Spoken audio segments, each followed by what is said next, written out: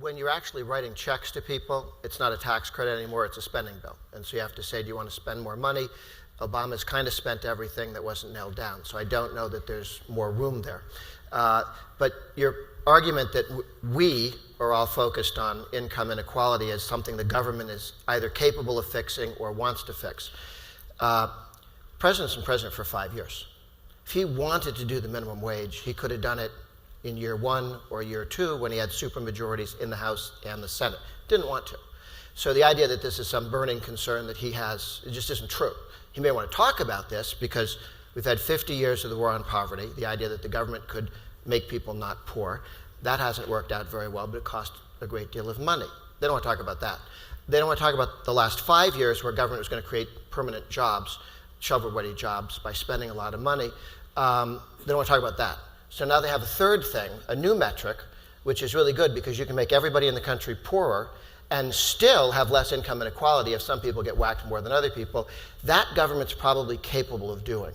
I'm not sure you want to do it, but you could actually make everybody poorer and more equal. What do you think about the earned income tax credit? Do you think that it's a useful weapon against income inequality? I would not use the tax code in that sense because I think I'd rather say if you're going to spend money, make it clear what you're doing and have a vote on it. I think we also have a problem. There's a certain amount of fraud, and the Ds have not been able to go after that. So step one, when they want to come in and be serious about comparing who's really there and who's getting checks and some of the addresses that have multiple checks going to them, then you could begin to have a conversation. But until they're willing to do that, no. What do you think about the fact, a lot of people talk about how frustrated they are by the fact that nothing can possibly be done in Washington. But you brought up the good point that in, I think, 37 states, is that right? You either have an entirely Democratic majority, entirely Republican majority at the House and at the governor level. And it allows us, in a limited but possibly useful way, to compare the trajectories of these states going against each other.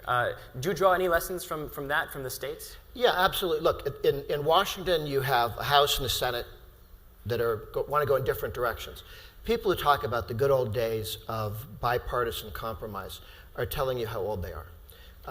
Because it is true that 30, 40 years ago, the liberal Republicans would get together with the liberal Democrats, and they'd argue about today's topic against the conservative Republicans and the conservative Democrats. So all fights in Washington, D.C. were bipartisan. Eisenhower going up through Nixon. But during Reagan's lifetime, the two parties sorted themselves out, and one party wants a larger, more expansive view of the role of government, one wants a more constrained view of the role of government, and they're heading in different directions. If somebody wants to go east and somebody wants to go west, what would a compromise look like? Whereas in the old days, Nixon wanted bigger government, Teddy Kennedy wanted much bigger government, and we'd compromise between bigger and much bigger. We'd go with somewhat bigger. And each guy would go back to his corner and say, well, I got us a really good deal. I got more than they wanted or less than they wanted. But we were always compromising towards bigger government.